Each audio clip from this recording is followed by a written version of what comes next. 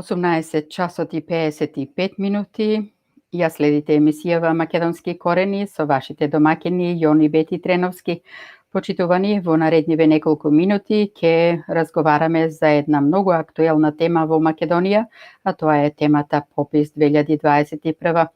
Тема која не засега и нас македонците кои поради било какви причини сме надвор од Македонија. Во оваа емисија ќе се обидиме да дознаеме малку повеќе за пописот, особено за оној дел во кој припаѓаат македонците од дијаспората.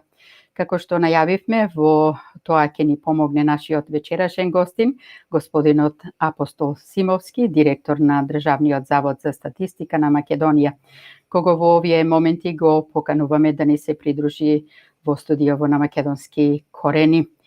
Се надевам дека се е во ред, се гледаме и се слушаме.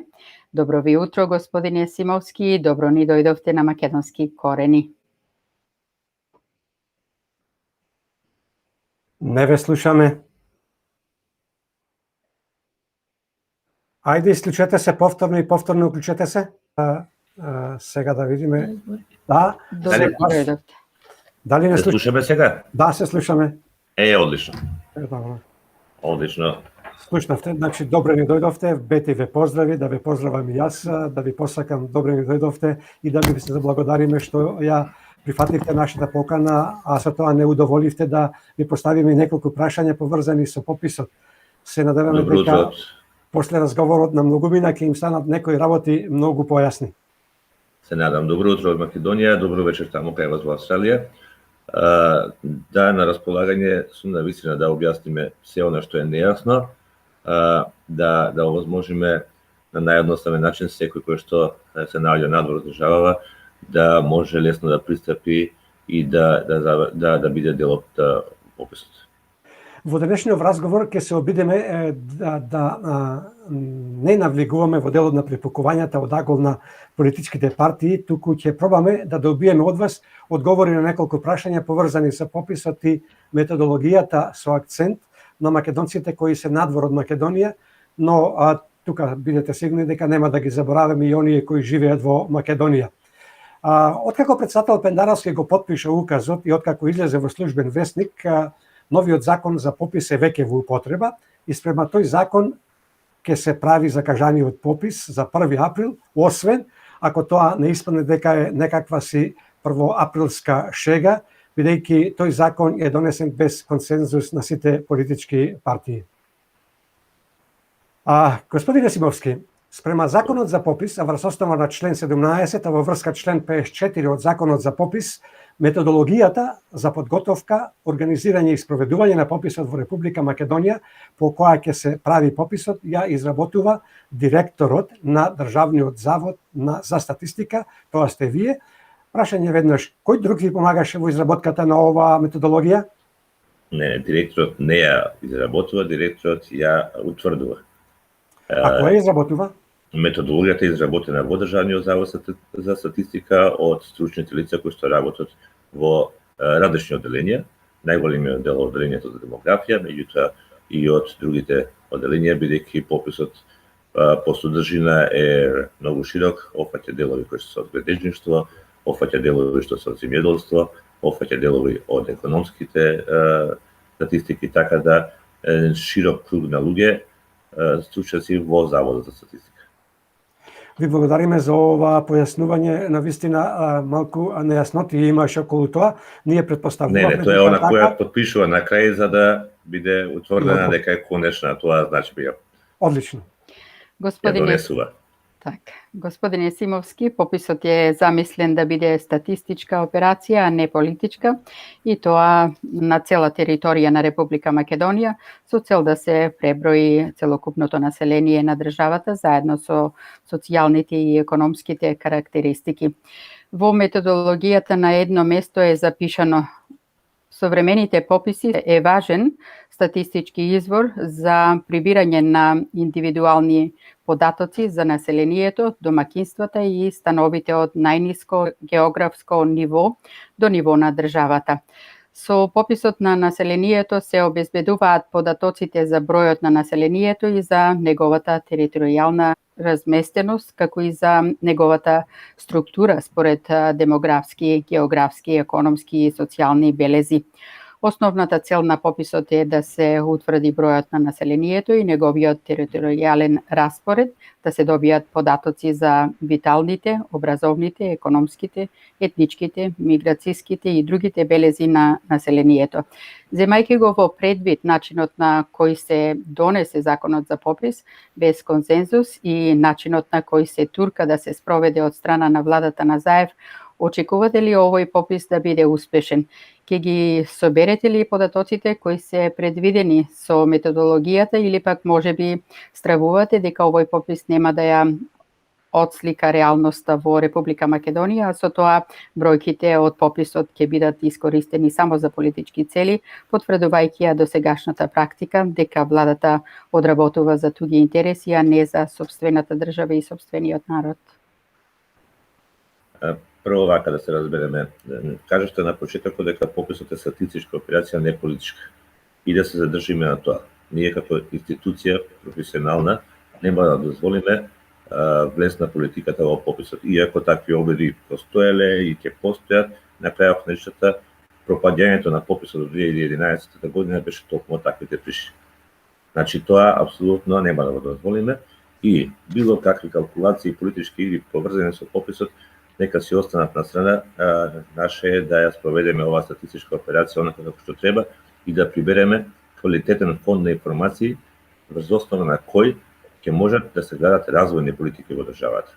Че тоа е основната цел на пописот и ако малку има сенс во политички структури, ќе сватат дека ниту една политичка опција нити не може да изгуби ништо ако имаме квалитетен попис. Напротив, сите во државата, сите граѓани пред се, ќе имаат и тоа како добра корист од оваа операција. Со пописот, ние прочитавте дел од методологијата, таму има уште еден дел, вели дека е најголемата, најважната и најзначајната статистичка операција воопшто што се спроведува било каде во секоја држава во светот. И меѓу другото и најскапата. И не случајно се спроведува. Значи, никој не би сакал да фрла пари во ветер, ако од тоа нема корист. Користа е што врз основа на севкупните податоци за секој поединец во државата ќе може да се градат развојни политики. Значи, целта е на секој ниво, поштувајќи од локално ниво до највисокото државно ниво, понатаму бизнис планирањето на здравството, на образованието, социјалната заштита и така натаму. Сите овие полиња планирањата базираат врз основа на податоците од статистиката, а пред се од податоците од попис. Така да тоа е причината зашто се спроведува попис и тоа е единствената цел која што сакаме да постигнеме ние во Државниот завод за статистика. Политичките прекукувања воопшто не ме интересираат како предел. Господине Симовски, во методологијата е запишано дека со пописот се опфаќаат државјаните на Република Македонија кои имаат живеалиште или престојувалиште во Република Македонија, без оглед на тоа дали во моментот на пописот се наоѓаат во земјата или во странство.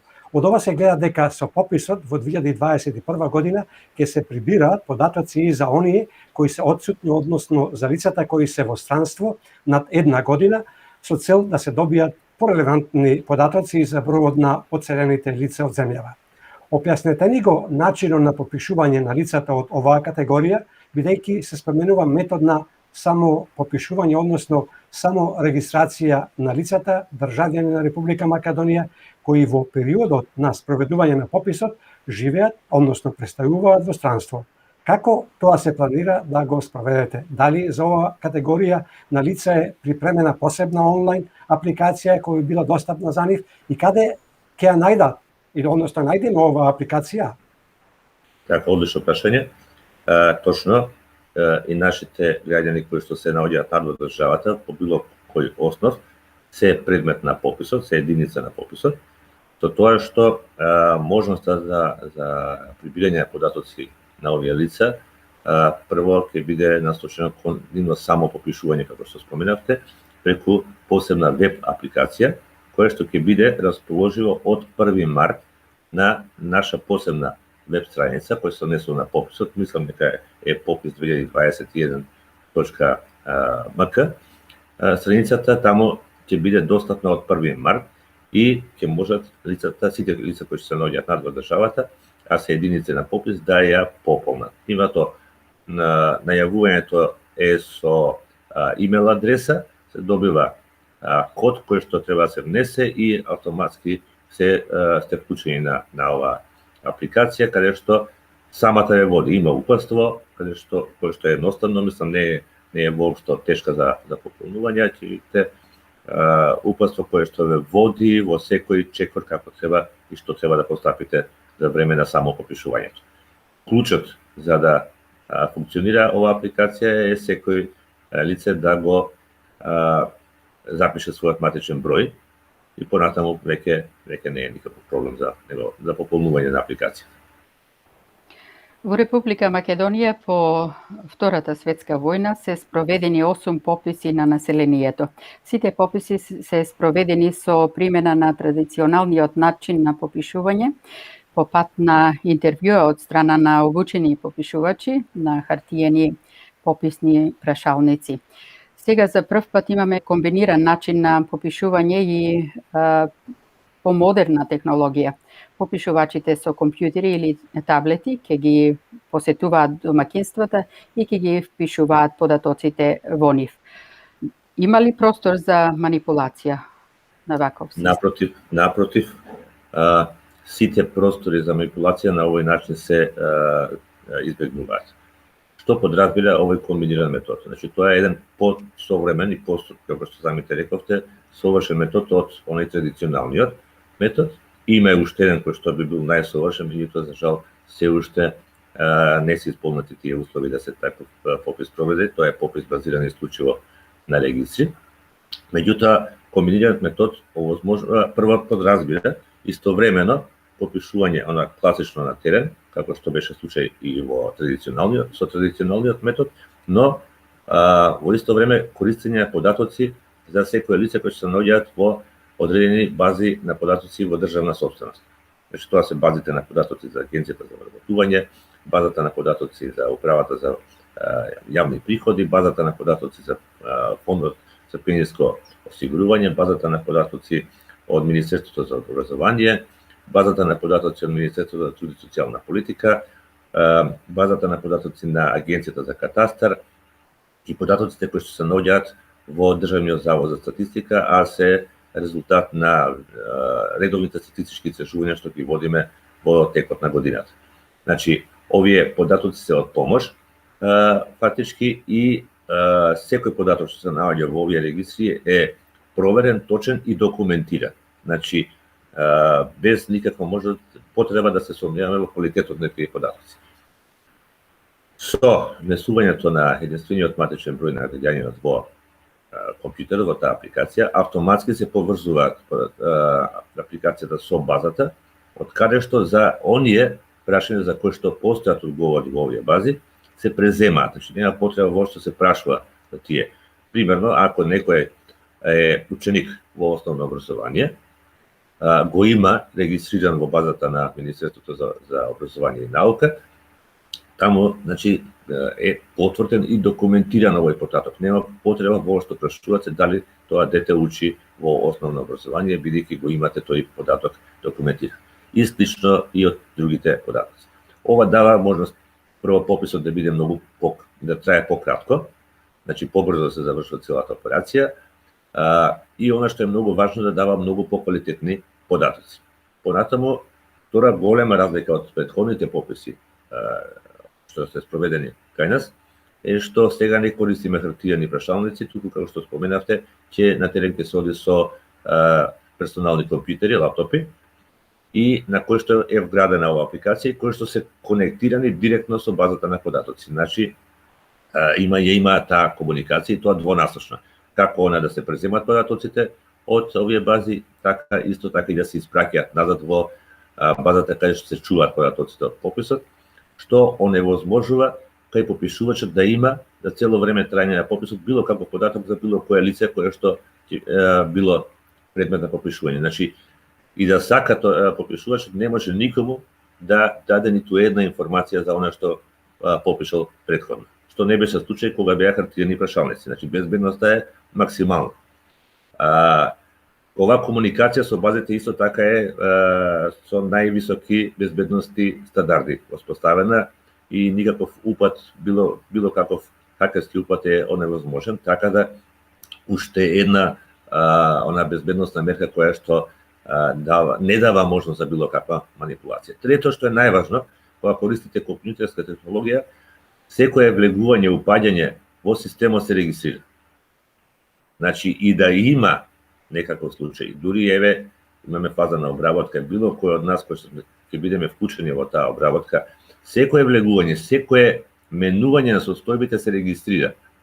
А бидејќи не може било кој да влегува во тие бази, секое влегување се најавува со сопствени пасворди, се регистрира и кој правил било каква корекција или менување се едно, значи сакам да речам дека нема никакви можности од било каква манипулација. Што не беше случај кога користевме хартиени прашалници.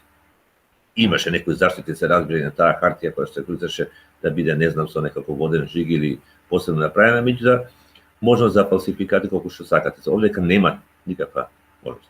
Едноставно исклучена. Спрема методологијата, населението е поделено во две категории: резидентно и нерезидентно население. Јас ќе пробам во многу кратки црти да не ве замарам вас, ова е земено од методологијата, да го објаснам ова малку на брзина за нашите слушатели, да им стане малку појасно.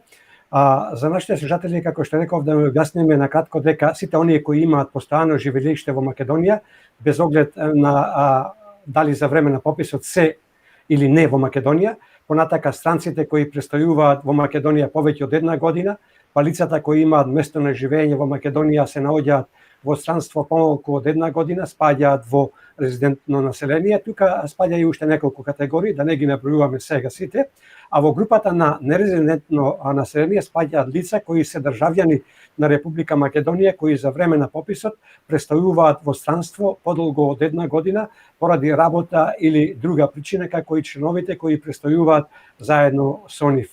Овде во оваа категорија спаѓаат и странците кои престојуваат во Република Македонија помалку од една година.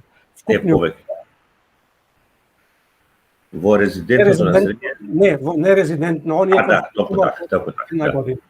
Вкупното резидентно и вкупното нерезидентно население ја сочинуваат категоријата вкупно попишано население. Кој е временски пресек или така наречениот момент на пописот при запишувањето на податоците во пописните образци и кога започнува попишувањето на населението, доматинствата и становите на целата територија на Република Македонија, а кога на лицата отсутни во странство кои за време на спроведувањето на пописот ќе бидат отсутни и се наоѓаат во странство.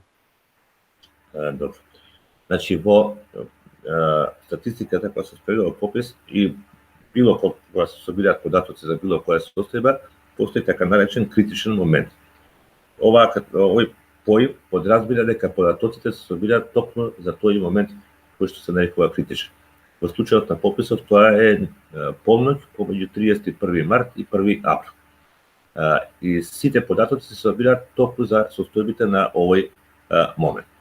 Сега прашањето, претпоставувам, вие има малка контрадикторност, велиме 1 април е критичен момент, а ние даваме можност на лицата кои се надвор државата да се попишат од 1 март. Да, тоа не е случајно направено. Податоците ги бараме со очекуваната состојба на 1 април. Ова е направено за да може да се соберат сите овие податоци и треба да се поврзат со локацијата, со адресата, за да може да се врзат и со објектите кои се наоѓаат на таа адреса, бидејќи поделната остава во пописот е станот, објектот. Тука тргнува се, значи од тоа најниско територијално ниво, за да може понатаму сите податоци да се агрегираат на што можно повисоки, на различни повисоки нивоа. Затоа даваме можност еден месец порано да започне попишувањето на лицата кои се надвор, бидејќи ја немаме комуникација со станот. за да може да се лоцираат согласно адресата кај што се наоѓал последното живеалиште на овие лица, да се лоцираат на таа адреса. Инаку податоците се бараат за очекуваната состојба на 1 април. Попишувањето после 1 април апсолутно се однесува на она што било на овој критичен момент. Ова е светска практика, не е нешто што ние сме го измислиле. Многу земји во светот и обичното попишување во земјата го прават преку интернет, каде што дава дури 2 месеца претходен период за да може да ги тие сите податоци дистрибуираат по адреси, што е многу важно во пописот. Тоа е значи се околу категориите на населението, зашто имаме резидентно и нерезидентно. Согласно препораките на Обединетите нации, а кои што ги прифаќа и Евростат, значи ова се двете главни клучни институции статистички кои што се релевантни за оваа работа. Секоја земја во светот е обврзана со обида податоци согласно одредени стандард.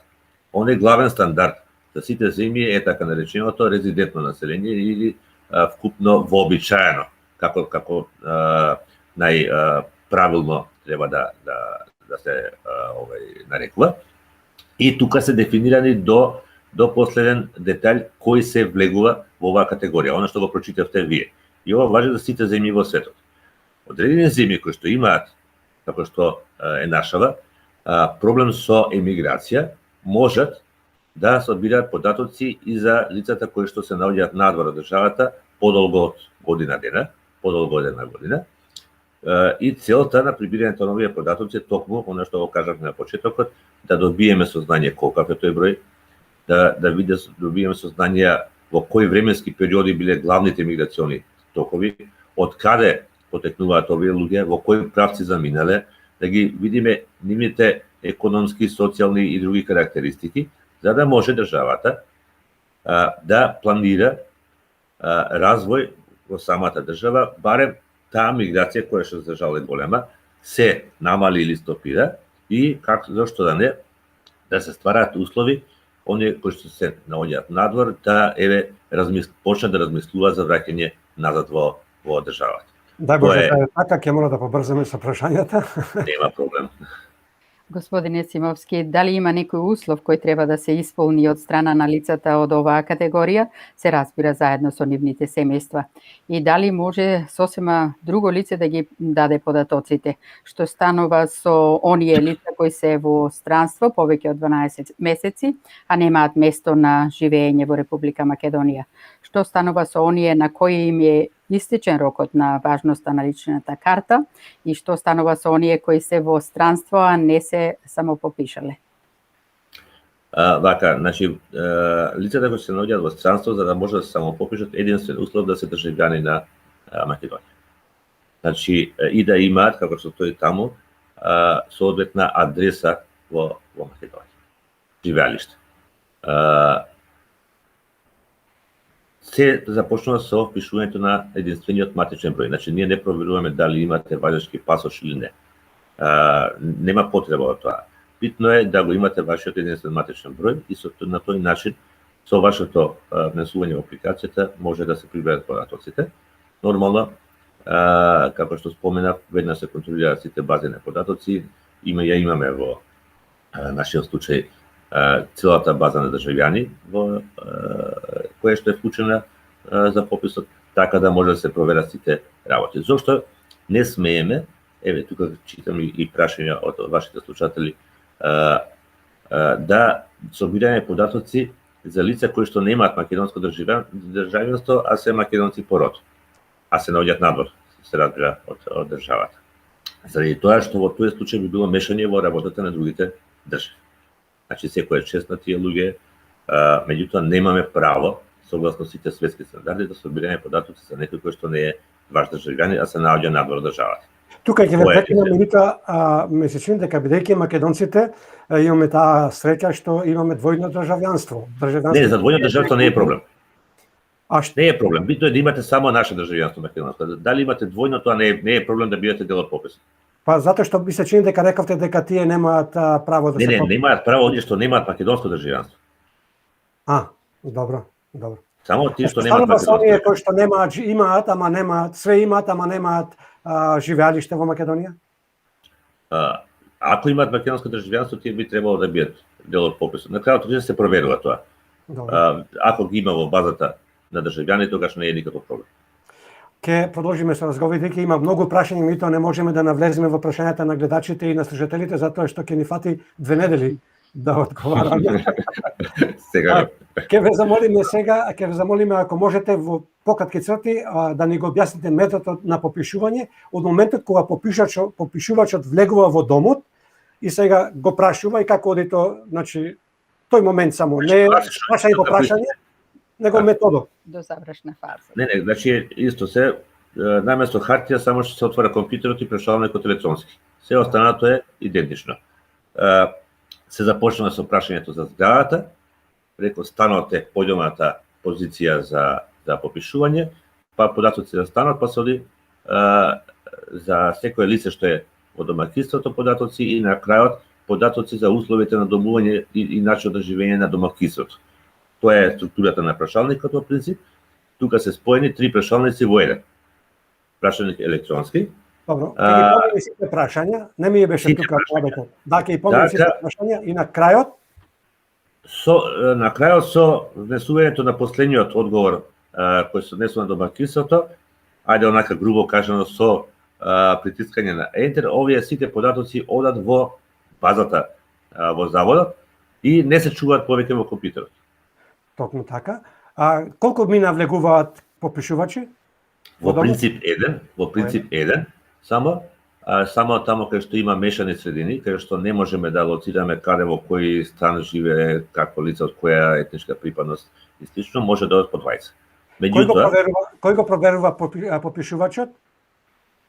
Има систем на контрола, значи структурата на учесници се попишувачи, па нивни контролори, па на крај државни инструктори, тоа се луѓе од завод, некоја супервизија, суперконтрола. Друга ми е целта. Во моментот попишувачот оди сами. После тоа го проверуваат што направил, како направил, или го пратат преку системот, поврзан на компјутерот, поврзан со системот и се прати, како што вие рековте дека секоја промена се бележи. Не само тоа, значи не може некој да седне во кафич и да пополнува податоци за било кого, мора да биде локација. Пред малку рековте дека не постои можност за манипулација.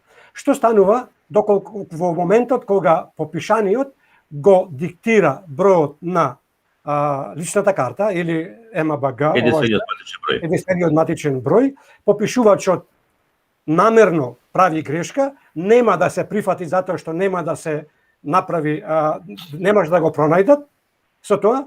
Не е тоа можност за манипулација? Не, значи прво компјутер апликацијата е направена така да не може да внесете погрешен податок. Самата апликација ќе ви каже дека има грешка. Ова се попишувањето се прави пред очите на лицето што дава податоци. Значи и секој внесен податок мора да му се покаже на тоа лице. Значи не можете внесувате било што, а тоа да не го знае попишуваното лице. Апсолутно. Има обврска попишувачот да покаже се што се внело на лицето кое се попишува. Има обврска, само дали ќе го спроведе, тоа е веќе второ прашање. Значи да се разбереме, има обврска и на хартија, дали ќе го спроведе, па ако тој што се попишува на хартија не заинтересиран, посебно.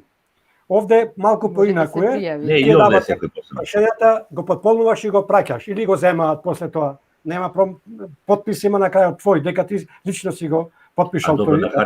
На хартија ако подпишете или ако не подпишете, некој не може да го фалсификува вашиот подпис, да не мислите дека некој ќе може да успее 2 милиона опраци да ги провери сите подписи дали се. Да се прават. Ама не ако сака може, дали реално може.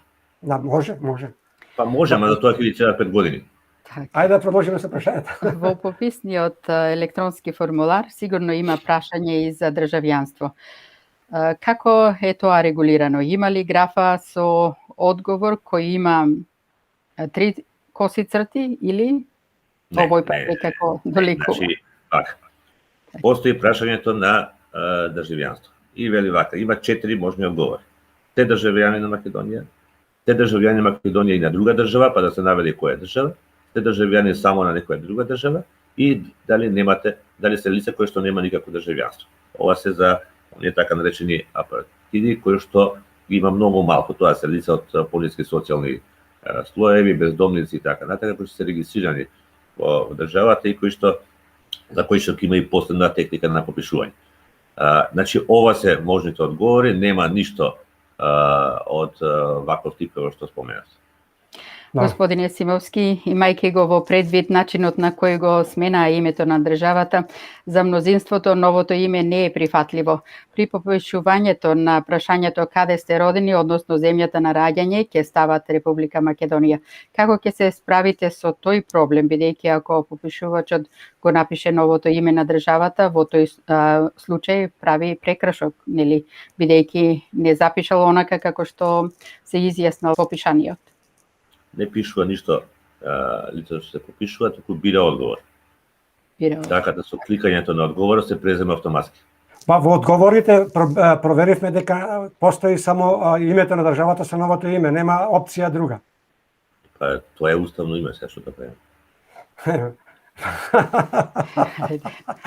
Ова е политички одговор, меѓутоа немавме намера за како да ви одговорам поинаку, јас можам ли... Оставевте, требаше графа за кој што би сакал да се изјасни малку поинаку. Значи, ние имаме званично уставно име и мислам дека тука во тој дел прописите се многу јасни и чисти. Воред, тука имаме право вие да го имате вашиот став, ние го задржуваме нашето право со нашиот став. Инаку во врска со етнокултурната карактеристика, поточно припадност на етничка заедница. Ова е едно од најчувствителните прашања, сигурно вие тоа добро го знаете во пописот. А некаде со иста сенсибилност спаѓа религијата и јазикот. Објаснете како е тоа планирано во пописните формулари, ако е можно пократко малку. Најкратко, како што и секогаш досега се собирало, значи слободна волја на тој кој што се попишува да се изјасни како што смета дека тука нема понудување на одговори, туку празна линија на која се запишува одговорот и со запишувањето се презема одреден код кој што за таа етничка припадност припаѓа. Така да истото се однесува и за јазикот, истото се однесува и за религиозната чувство. Не бараме полет. Да, продолжите. Продолжите, имате да кажете нешто? Не, сакам да кажам дека тука апсолутно е слободната волја на граѓаниот, тука нема никаква реакција, сеедно како год да се изјасни лицето. Так. Господине Симовски, сакаме да расчистиме една работа, а тоа е околу казните кои вие ги најавивте за оние кои ќе одбијат да се попишат, но и за оние кои го потикнуваат тоа. На една пресконференција вие бевте многу директен, така наречено се заканивте дека ќе има и кривична одговорност, а не само парична казна за оние кои ќе одбијат да се попишат. Ќе сакате ли да ни кажете во кој закон е тоа предвидено и во кој член од тој закон на кој вие се повикувате, бидејќи нашите сознанија кои ги имаме од разговори со професори по уставно право и експерти по кривични закони велат дека такво нешто не постоело? Значи во законот, во секој закон, кога станува збор за одредена обврска која што е задолжителна, постојат и казнени одредби. Значи не постои закон кој што го нема и овој дел. И казните во случајот се од два типа, едни се прекршосни, а другите се од кривична природа. За одбивањето, давање податоци и за давање на погрешни податоци се предвидени прекршосни казни, а за обид, за она што го споменавте, манипулации, менување на состојбите, значи се предвидуваат и кривични одговорности. И тие во суштина се однесуваат на нас кои што сме учесници во попис. Значи, ако почнувајќи од попишувачот, наместо да запишува она што му е кажано од страна на попишуваното лице, запишува нешто друго, значи и кривично може да одговара. Ако јас како вработен во заводот се обидам да менувам нешто во она што е веќе прибрано како податок, имам и кривична одговорност. Да овие се стриктно во законот многу добро и едноставно напишани овие одговорности и така можеме да се однесуваме никако поинако. Значи не можеме да се закануваме јас било кому со било каква поинаква одговорност од она што е пишува во законот. Меѓутоа, не е никогаш и кога се пишува закон не е идејата се казнува. Значи идејата е да сватиме сите, ама буквално сите, дека овој попис е во интерес на сите и дека треба да бидеме учесници.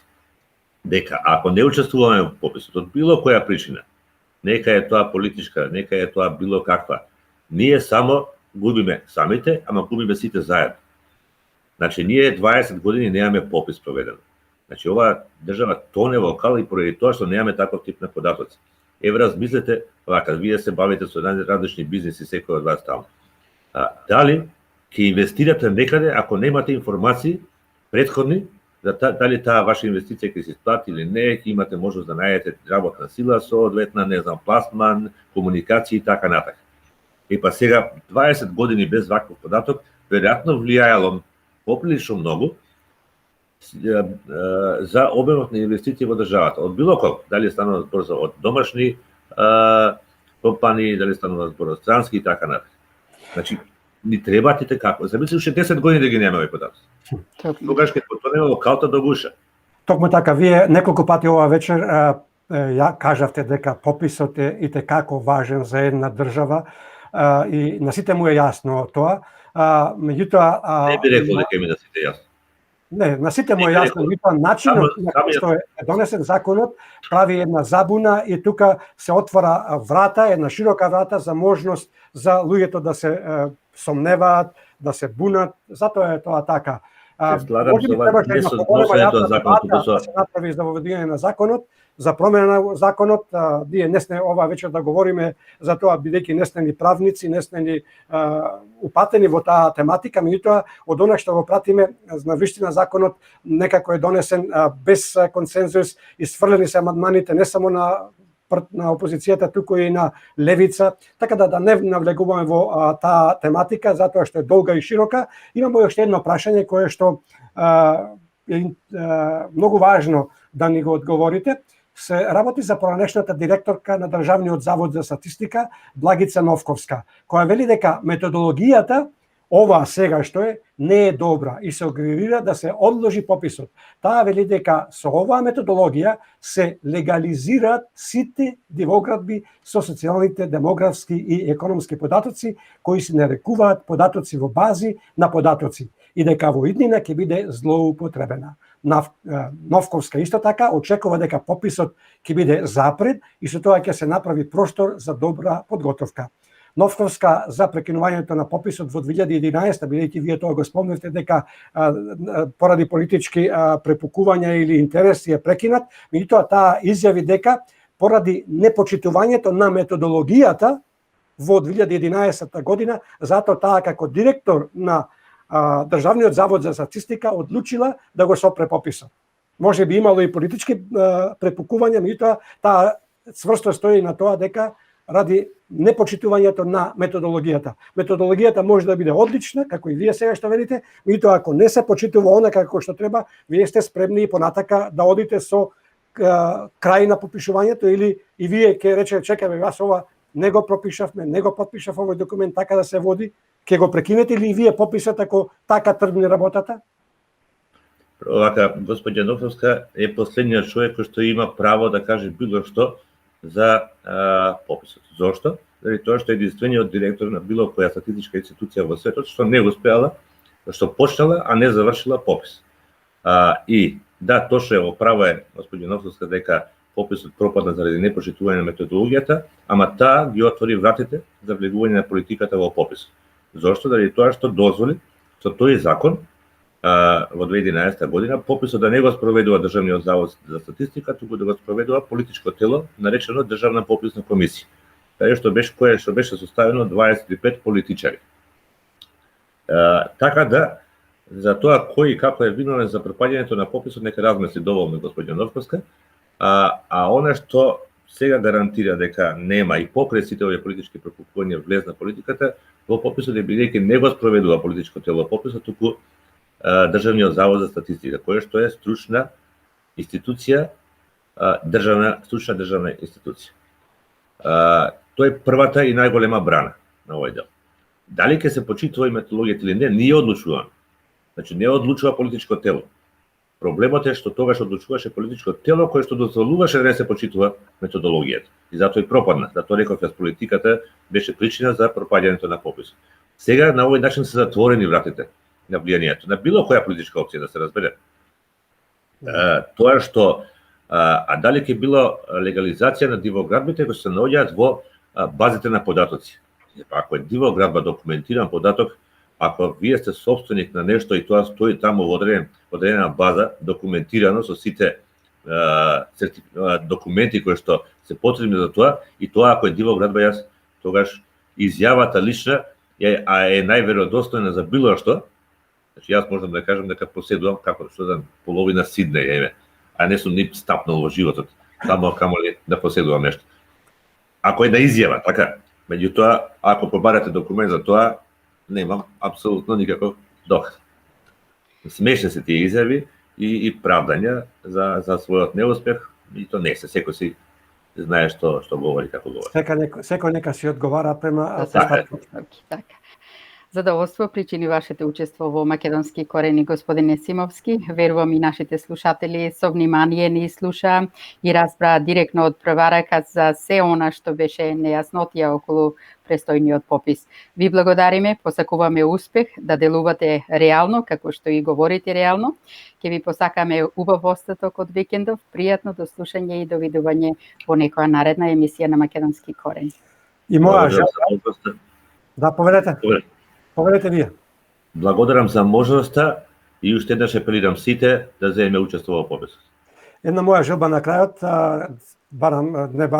се надевам дека за скоро ќе се оствари, дека за директори на државен институт, односно Државен завод за статистика, да не се поставуваат партиски членови, туку од научната фела, за да нема препукувања, да не се оствари простор за препукувања на оние кои што сакаат тоа да го прават ради било оправдани или неоправдани причини.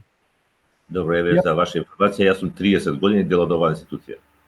Ви благодариме многу, ќе ве поздравиме со една прекрасна песна од Спасен Силјановски, Судбина тешка. Се најубаво до вас и до вашата фамилија. До слушање. Поздрав во Скопје.